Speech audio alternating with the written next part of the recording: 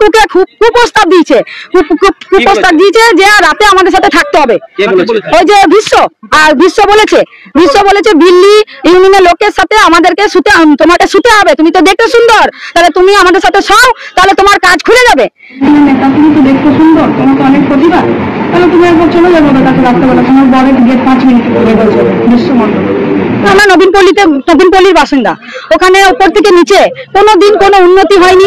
ওখানে যত মদ দোকান, যত সাট্টা খেলা, যত জুয়ো খেলা, যত কিছু ওখানে উপর থেকে নিচে পর্যন্ত কোনো বাড়ির ছেলেরা কেউ পড়াশোনা করতে পারে না। সব কেউ পড়াশোনা স্কুল থেকে সবাই টোটো নিয়ে আসে মিসরা, যে ধরে ধরে নিয়ে যাবো কি 2 দিন 3 দিন, কিন্তু বাবা মারা সবাই কাজ করে আসছে রাতে, আর দিনের মদ দোকানে সারাদিন পড়ে রয়েছে।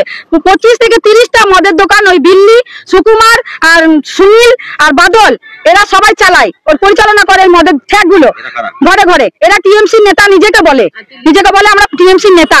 আজ ভোটের আগে আমরা মদ দোকান বন্ধ করেছিলাম, এসডিওতে চিঠি লিখে, তার রিসিভ কপি আমাদের কাছে আছে। সেই করার পরে 1000 লোক আমরা সবাই মিলে আমরা মদ দোকান ভেঙেছিলাম পুলিশকে সাথে নিয়ে। সেটাই তারা আমাদের উপরে রাগ, সেটাই যে ভোটের আমরা জিতে গেছি, এবার তোদের সবার ভাত মারবো। তাহলে আমাদের এই মেয়েটার হাজবেন্ড যেহেতু সুপারে ঠিকাদারি চালায়, যে ওই জন্য তার ঠিকাদারি বন্ধ করে দিয়েছে। তাহলে সেখানে যেহেতু তার সঙ্গে যে 20 জন লিবার কাজ করে, তাদেরও তো ফ্যামিলি গুলোর ভাত মারা গেল, বন্ধ করে দিয়েছে। তো আমার বান্ধবীকে ফোন করা হয়, বিশ্ব নামে একজন দিল্লি, তাকে ফোন করা হয়। আমরা বিশ্বকে ফোন করেছিলাম, বিশ্ব বলছে আমি কিছু জানি না, যেহেতু দিল্লি আমাকে ভয় দেখিয়ে ফোন করেছিল, বলেছিল যে তুমি রিঙ্কুকে ফোন করো। রিঙ্কুকে কুপ্রস্তাব দিয়েছে যে রাতে আমাদের সাথে থাকতে হবে। ওই যে বিশ্ব বলেছে দিল্লি ইউনিয়নের লোকের সাথে আমাদেরকে তোমাকে শুতে হবে, তুমি তো দেখতে সুন্দর, তাহলে তুমি আমাদের সাথে শাও, তাহলে তোমার কাজ খুলে যাবে। তাহলে সেই মেয়েটা রাজি না হওয়ার জন্য ও রাজি হয়নি, যেহেতু হুমকি দিচ্ছে বারবার, রাস্তাঘাটে বেরোতে পারবি না, এই করে দেবো ওই করে দেবো যতবারে। সেই জন্য আত্মহত্যা করেছে। সুসাইড নোট আমরা খাটের মধ্যে উপরে পেয়েছি, ওর নিচে নামিয়ে রেখেছিল। ওতে লেখা আছে যে আমি এদের প্রেসার পড়ে, এরা এত প্রেসার দিয়েছে আমাকে যে আমাকে বাধ্য ওদের কাছে শুতে হবে। তাহলে আমি শুতে বাধ্য নই, আমি কোনো ভুল করিনি। সেই জন্য ও আত্মহত্যা করেছে। আমার নাম অপর্ণা বাউরি, আমি ওর বান্ধবী, সব সময় থাকি, আমরা বেস্ট ফ্রেন্ড দুজন। রিঙ্কু অঙ্কুর, তার বয়স 26।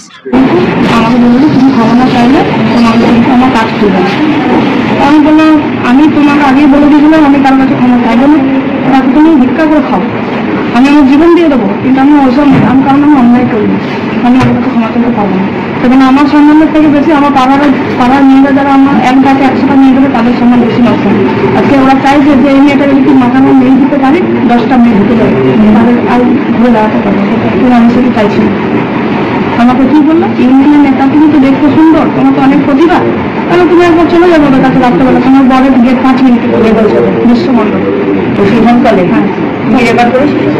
এবার আমি তো বুঝতে পারিনি যে ও, আমি কাকেও বলি, আমার বাবা মার সাথে এত ভালো সম্পর্ক, আমি বুঝতেই পারিনি। বলছে তুই ওদের সাথে চলে যাস, কাদের সাথে বলছি শুধু তাদেরকে আমি কথাটা জানিয়েছিলাম, তারা আমাকে বৌমা বলে সম্বোধন করেছে। বৌমা দেখো আমরা এরকম যথেষ্ট তোমার থেকে আমার বয়সে বড়, আমরা তোমার থেকেও জানি না তোমাকে এসব কথা বলেছে বলে তুমি ইউনিয়নকে গাল দিয়েছো। আমি তোমাদের সাথে কথাটা যাচাই করা একটা দরকার ছিল যে আমি কি কারণে ইউনিয়নকে গালটা দিয়েছি। সেই রেকর্ডিংটা আমাকে বলছে, শুধু দেবু সাহেব বলছে আমার কাছে রেকর্ডিং আছে, তুই বড় নেত্রী হয়ে গেছি। আমি যে নেত্রী তো আমি হতে চাইছি না, কিন্তু একটা সাধারণ মেয়েকে সরাবার জন্য কেন এতদূর দলটা করানো। আজকে 1 মাস থেকে তোমার আমার পিছনে 9-10 মাস থেকে একই রকম হয়ে যায়। আমি যদি আমার বিরুদ্ধে প্রতিবাদ করছি, সেটা দোষটা কোথায়? সবারই তো ভালো হচ্ছে, আমার তো পাড়ার কেউ ভালো বলে কিন্তু তুমি অন্যায় করো, শুধু ওরা বাদ দিই, কারণ ওদের ঘাটিতে হাতটা আমি ওদের 6-7টা ইলিগাল ঘাটি চলে, এটা লাস্ট 3-4 বছর এবং জুয়া খেলা হয়।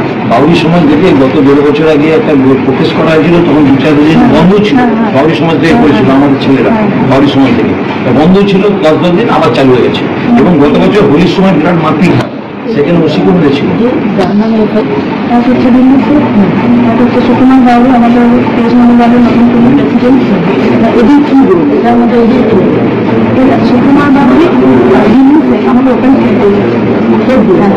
ওরা তোকে শুতে বলেছে, এরা আমাকে শুতে বলে, বিশ্বকে দিয়ে বিশ্ব নামে করা হচ্ছে। কি নাম বলি দেব সুকুমার বাবু হ্যাঁ মানে ওদের বক্তব্য হচ্ছে ওদের মানে ওদের বক্তব্য হচ্ছে ওরা বলেছে ওদের পা ধরে যদি ক্ষমা চায় তাহলে আমরা পরে পাশে থাকবে নাহলে থাকবে। আচ্ছা আর তার নামে মিশ্র মন্ডল আছে ওটা দুটো ওখানে বলেছে বাদল সিডি আছে ওকে করেছে ও আমার বড় প্ল্যান্টের নেতাদেরকে ম্যানিপুলেট করে দিলে একটু কাজে রাখা যাবে আর আমাদের তারাতে সুনীল যাদব বলে একজন আছে সুনীল যাদব একজন আছে উনি আমাদের কাছে তোমার দালালি করে বাইরে এখানে নাম এফআইআর দেওয়া হয়েছে সমস্ত নাম আমি দিয়েছি সুকুমার মন্ডল দিল্লি শেখ সুকুমার রাউরি বাদল টুনি সুনীল যাদব এই তো তুই কেন এই করতে দেখি তুই তো পানি তুমি করছিস না আমার বলকে এরকম করে হ্যারেস করা হচ্ছে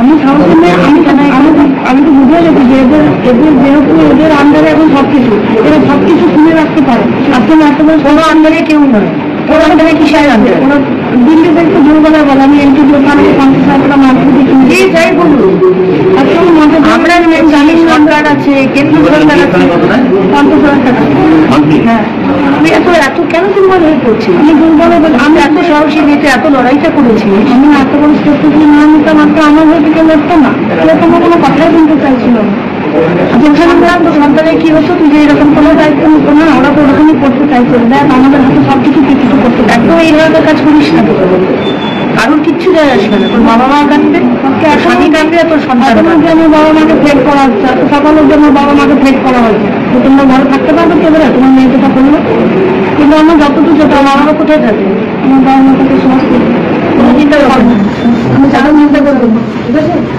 আমি ফোনে যোগাযোগ রাখবো আমি তোর হাজব্যান্ডের ওখানে একটা কল করে দিচ্ছি ওখানে নাম্বারটা সেভ করে রাখবি আমি এখন যাবো থানাতে ওর এটা আন্দোলন হবে ওখানে আমি দেখি থানার পুলিশরা কি বলে অ্যারেস্ট করতে হবে না তো আন্দোলন চলবে এটাও বলেছে যে কালকে আমার কাছে যে একজন অপর্ণা বাড়িগুলো আছে আমার সত্যি খুবই আমি না থাকার কারণে আন্দোলনটা বই করছি ওকে পর্যন্ত বলেছে ড্রিমল্যান্ড হসপিটালে রিঙ্কুর ভর্তি আছে তো ওখানে ওটা আমার দাদা হসপিটাল তো কি করে ওখান থেকে বেঁচে ফিরে আসে আমাদের এখানে